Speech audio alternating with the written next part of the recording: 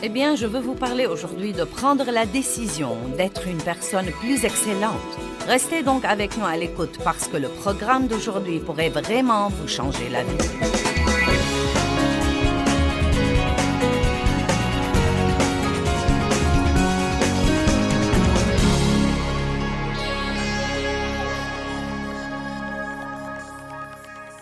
Ouvrez vos Bibles à 1 Roi 18.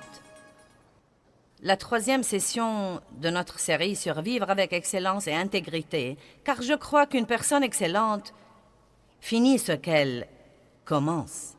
Ce n'est pas difficile de commencer quelque chose. Il y a toujours un enthousiasme qui accompagne tout commencement. Mais il faut un vrai homme ou une vraie femme de Dieu avec une vraie détermination pour mener les choses à bien, surtout quand vous essayez de faire quelque chose sur le conseil de Dieu, car la dernière chose que le diable veut que vous fassiez, c'est d'être un chrétien obéissant. Il n'est pas content que vous soyez un chrétien, mais il ne veut pas que vous soyez un chrétien obéissant, car si vous devenez un chrétien vraiment obéissant, alors le ciel s'ouvrira et vous commencerez à expérimenter l'accomplissement de toutes les promesses de Dieu. Vous devez donc vous rappeler que quand une porte s'ouvre, les adversaires seront sûrement très nombreux. Donc, pour être excellents, pour être des gens intègres, nous devons non seulement commencer les choses, mais encore les finir. Que ce soit un ministère ou nettoyer votre placard.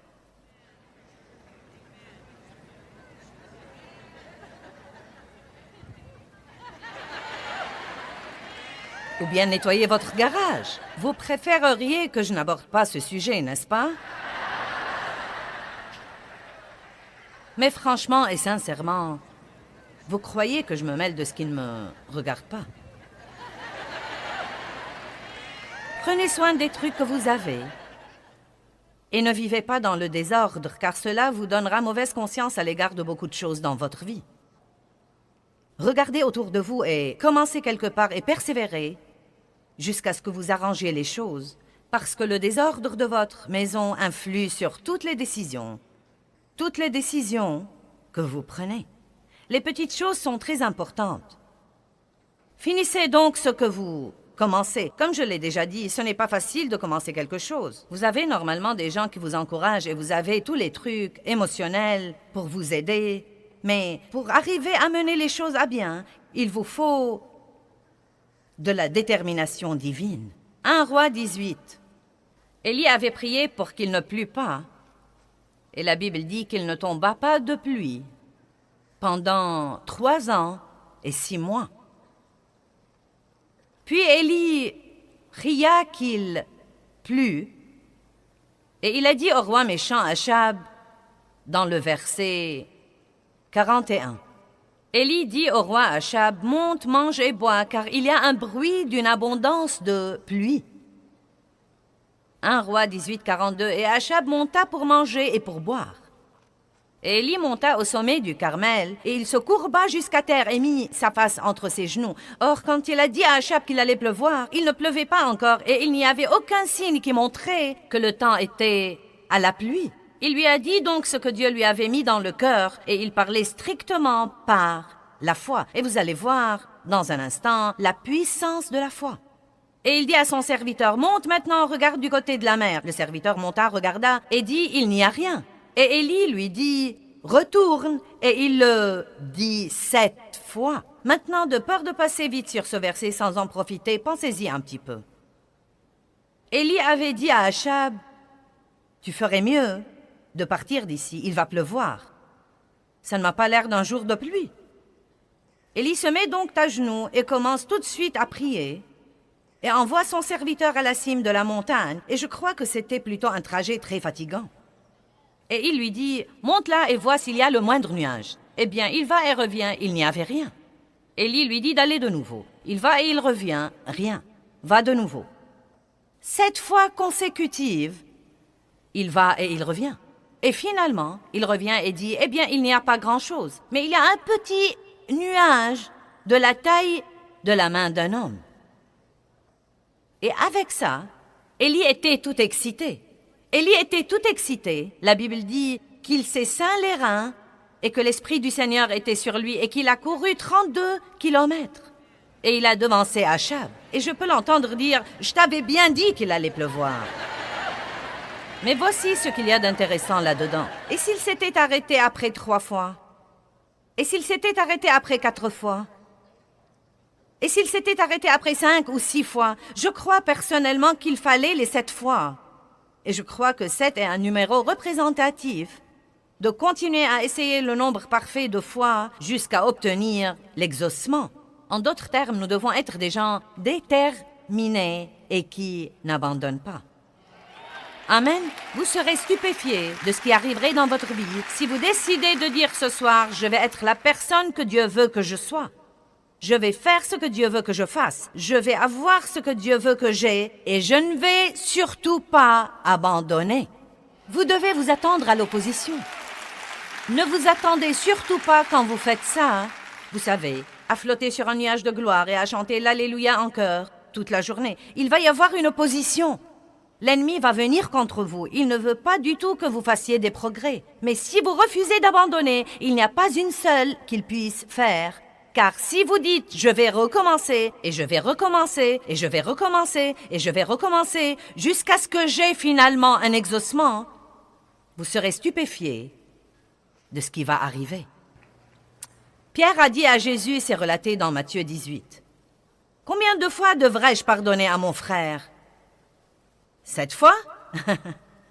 Et Jésus lui a dit non, 70 fois, 7 fois. En d'autres termes, encore, et encore, et encore, et encore, et encore, et encore, et encore. Tout ce qu'il faut pour vivre en paix et en harmonie. Tout ce qu'il faut pour montrer le vrai amour de Dieu. Vous dites, eh bien, minute, ce n'est pas juste de pardonner à quelqu'un qui nous a offensés autant de fois. Maintenant, attendez. Combien de fois Dieu a dû nous pardonner? Et pour la même chose aussi. Je ne peux même pas imaginer combien de fois Dieu a dû me pardonner pour avoir dit des bêtises. Plusieurs fois la semaine passée et probablement 2 ou 3 fois aujourd'hui. Et il continue à nous pardonner, parce qu'il ne perdra pas espoir en nous. J'ai dit, Dieu ne perdra pas espoir en nous, et il ne veut pas que nous perdions espoir en qui que ce soit ou en quoi que ce soit. Cessez de faire la mauviette. Eh bien, j'ai attendu longtemps et ça devient vraiment trop dur. C'est pourquoi vous êtes là ce soir. Pour vous débarrasser de ce sentiment. Et pour être fortifié et dire, je peux faire tout ce que je dois faire dans la vie. Que tout le monde dise, je vais finir ce que je commence. Laissez-moi vous dire quelque chose. Et c'est important, commencez par les petites choses. J'ai dit commencez par les petites choses. Ne croyez pas que vous allez démarrer un grand ministère et le mener à bien, ou bien que vous allez ouvrir une nouvelle entreprise et la mener au succès si vous ne finissez pas les petits projets que vous commencez à la maison. Si vous décidez de vous acquitter de vos dettes, persévérez jusqu'à ce que vous y arriviez. Si vous décidez d'organiser votre vie, persévérez jusqu'à ce que vous y arriviez. Plus vous faites ce qu'il faut dans votre vie, plus il vous sera facile de faire ce qu'il faut. J'ai dit, plus vous faites ce qu'il faut dans votre vie, plus il vous sera facile de faire ce qu'il faut. Naturellement, c'est dur au début parce que vos muscles de décision ne sont pas encore bien développés. Mais plus vous prenez de bonnes décisions et que vous continuez à prendre de bonnes décisions et continuez à prendre de bonnes décisions, plus vous développez ces muscles et plus il vous sera facile de faire ce qu'il faut. Amen? Je ne m'étais jamais exercée auparavant et je ne croyais pas que je le pouvais.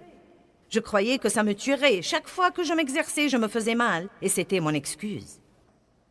Ensuite, Dieu a parlé à mon cœur un matin où je me regardais dans le miroir et où j'ai remarqué que les trucs qui étaient ici étaient maintenant là. Qui de vous comprend ce que je dis? Et donc, vous savez, Dave et moi vieillissons, mais nous croyons qu'il y a beaucoup de bien que nous pouvons encore faire et pendant le temps que Dieu nous donne à vivre, nous voulons porter beaucoup de fruits. La Bible promet même que vous pouvez porter plus de fruits dans votre vieillesse que dans votre jeunesse. Et donc, nous nous en réjouissons à l'avance. Vous savez, il paraît parfois que quand vous êtes là depuis longtemps, les gens ont tendance à avoir confiance en vous parce qu'ils ont vu une certaine consistance. Et comme vous le savez, nous avons enseigné la parole de Dieu pendant 32 ans. Et nous étions là, et nous étions là, et nous étions là, et nous étions là, et nous étions là. Et donc, je crois que notre ministère a vraiment une bonne réputation. Il y a des gens qui essayent de la ruiner, mais je crois que la plupart d'entre vous connaissent notre cœur et savent que nous essayons d'aider les gens. Et donc, nous sommes dans une étape importante de notre vie. Mais quel que soit le travail que je veux faire pour Dieu, je dois garder mon corps en forme pour que Dieu puisse m'utiliser dans ce ministère. Vous savez, rester en bonne santé est important. Et les gens ne croient pas que c'est important. Ils disent, si je tombe malade, je prierai pour un miracle. Oui, Dieu nous guérit, mais il dit aussi ne pêche plus de peur qu'il ne t'arrive quelque chose de pire. Et vous savez, maltraiter son corps est un péché. Donc Dieu m'a dit, si tu veux être forte pendant le dernier tiers de ton voyage, tu devrais t'exercer. Il s'occupait de moi au sujet de m'exercer. Eh bien, j'ai dit à ma famille que je voulais aller au gymnase et avoir un entraîneur et m'exercer, et ils ont tous ri de moi. Non, mais à haute voix. Ils ont ri de moi. Oh oui, ça va durer une semaine. Bien sûr. Dave trouvait que c'était si drôle qu'il est allé avec moi la première fois pour rire quand on allait m'évaluer. Oui. Eh bien, c'était vraiment dur au début. Et j'avais tellement mal que je ne pouvais ni m'asseoir sur le siège des cabinets, ni me lever. Je ne pouvais ni m'asseoir sur les chaises, ni me lever. Non mais c'était vraiment incroyable. Oh mon Dieu! Quand vous n'avez jamais rien fait pour aucune partie de votre corps et que vous vous lancez dans un de ces programmes d'entraînement, vous êtes comme « Non, mais j'ai eu mal dans les endroits que je ne savais pas qu'ils existaient. » Mais je m'étais décidée, et c'est étonnant ce qui arrive quand vous vous décidez. Et ma famille m'a en fait rendu service en se moquant de moi, car dès que vous me dites que je ne peux pas faire quelque chose, je vais vous prouver que je peux le faire.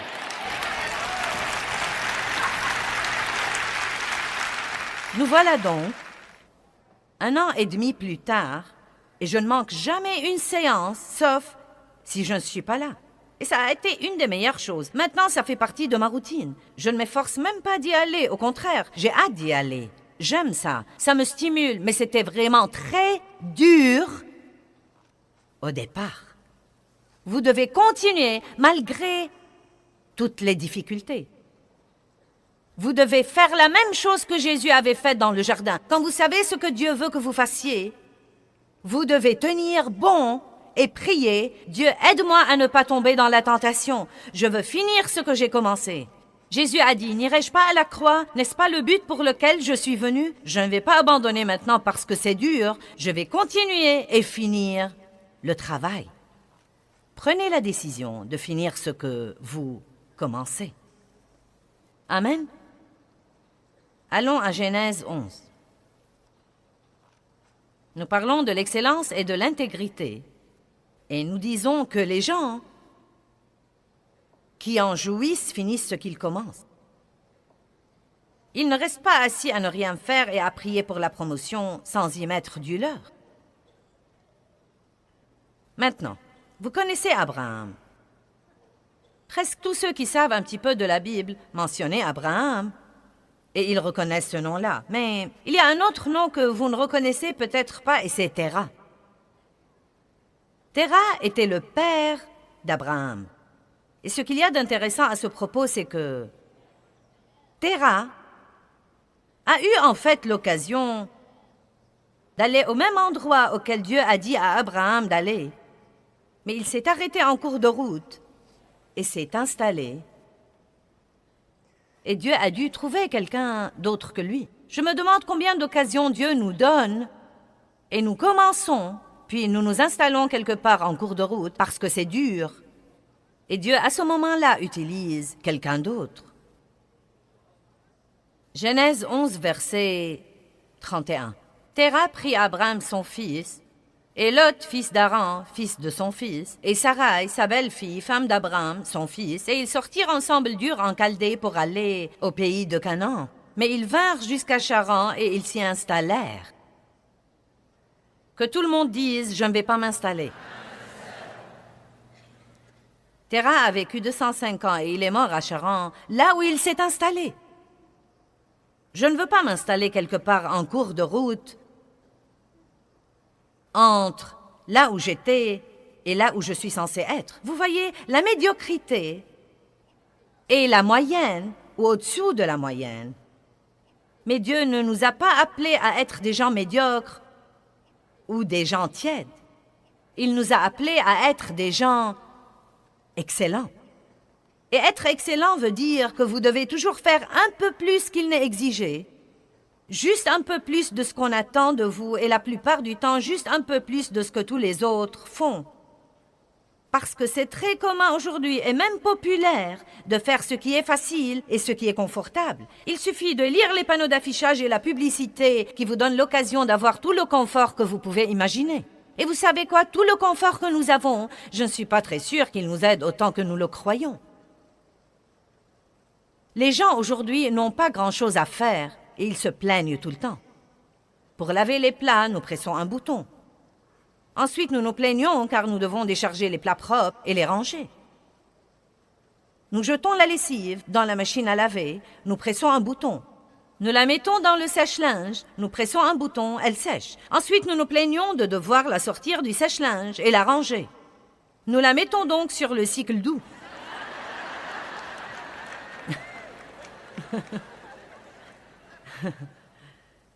Nous avons des escaliers roulants et des ascenseurs et l'air conditionné et nous ne sommes pas censés suer, nous ne sommes pas censés nous fatiguer, nous ne sommes pas censés de faire grand-chose. Et pourtant, nous nous plaignons probablement plus que toute autre génération. Et je crois, en réalité, qu'une des meilleures choses pour nous, c'est de travailler dur et de faire toujours des efforts. Et croyez-moi, le fait d'avoir toutes les facilités dans la vie ne nous rend pas vraiment service comme nous le croyons. C'est comme l'homme qui a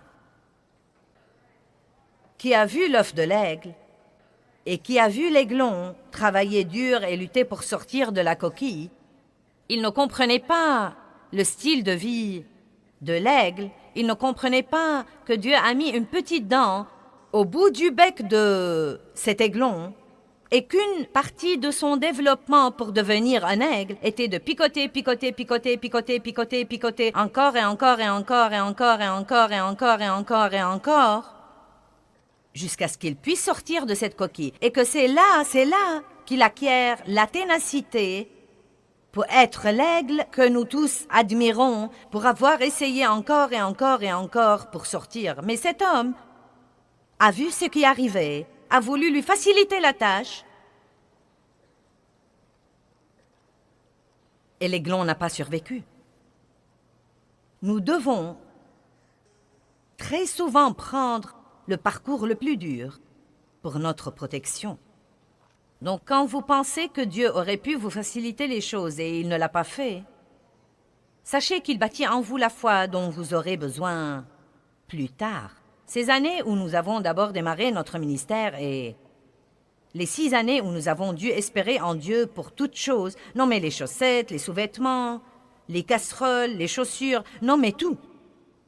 Et j'avais quitté un travail à plein temps et je m'attendais à ce que Dieu nous bénisse. Et j'étais loin de me douter qu'il nous bénissait d'une façon plus profonde. Il nous apprenait à lui faire confiance. Non mais il nous apprenait à lui faire vraiment confiance car j'étais autrefois une femme habituée à m'occuper de moi-même. Mais j'avais ma limite. Il y avait une limite à ce que je pouvais faire et Dieu savait que dans la situation où il me mettrait, j'aurais certainement besoin de beaucoup plus que je ne pourrais jamais me procurer. Il a dû donc supprimer ce que j'avais et m'amener à me fier complètement à lui. Et je ne comprenais pas ça. Nous ne comprenons jamais quand nous sommes de ce côté des choses. Ce n'est que quand nous passons à l'autre côté des choses que nous comprenons vraiment ce que fait Dieu. Maintenant, avec toutes les finances dont ce ministère a besoin, c'est bien que j'ai appris à espérer en Dieu pour les chaussettes et les sous-vêtements. Beaucoup de gens veulent que Dieu fasse quelque chose de grand pour eux, mais ils ne sont pas prêts à être fidèles dans les petites choses que Dieu leur donne à faire. Si vous vous demandez pourquoi vous n'avez pas été promu dans l'Église, alors que vous prêchez mieux que le pasteur et chantez mieux que le leader de l'adoration, puis-je vous dire quelque chose? Il vous faut beaucoup plus que votre don pour réussir. J'ai dit, il vous faut beaucoup plus que votre don pour réussir. Tant de gens ont un don qui peut les prendre quelque part, mais pas assez de caractère pour les garder là une fois qu'ils y arrivent. Et Dieu ne cherche plus des gens qui le mettent dans l'embarras devant le monde. Donc, oui, peut-être que nous avons des dons, mais notre période d'attente teste tous ces autres trucs. Allez-vous finir ce que vous avez commencé? Allez-vous être une personne excellente, même à la maison quand personne ne vous voit derrière les portes fermées? Allez-vous vivre devant Dieu, devant l'œil du Tout-Puissant qui voit tout, et allez-vous vous soucier davantage de ce que pense Dieu que de ce que pensent tous les autres? Je veux que vous ayez, non mais, une ténacité à toute épreuve ce soir, et je veux que vous alliez de l'avant, que vous soyez ce que Dieu veut que vous soyez, et fassiez ce qu'il veut que vous fassiez.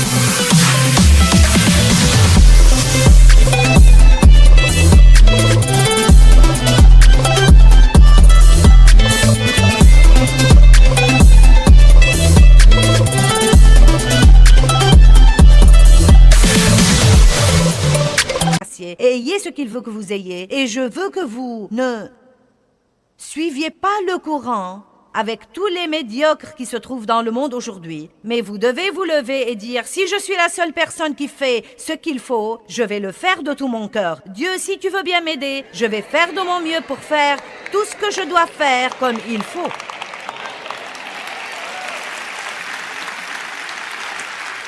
Je vais essayer encore et encore et encore. Eh bien, Terra s'est installé à Charan, et il est mort à Charan, et j'aime ça. Tu meurs là où tu t'installes. Et beaucoup de gens meurent avant de mourir physiquement. Ils s'installent quelque part là où ce n'est pas ce qu'ils avaient dans le cœur, pas là où Dieu les a appelés à être. Maintenant, ils n'ont pas de vrai but, ils n'ont pas une vraie vie en eux. Ils s'ennuient, ils sont malheureux, déprimés, grognons et difficiles à vivre.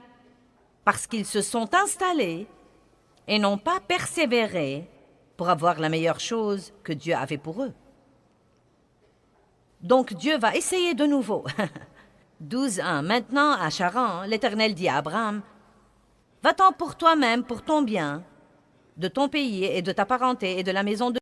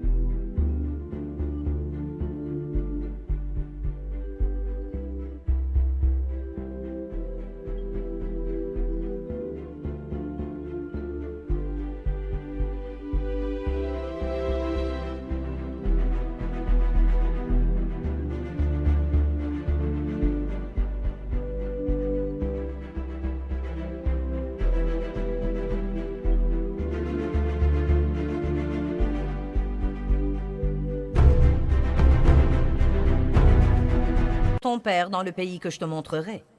Et si tu fais ça, je ferai de toi une grande nation, et je te bénirai d'une abondance de bénédictions.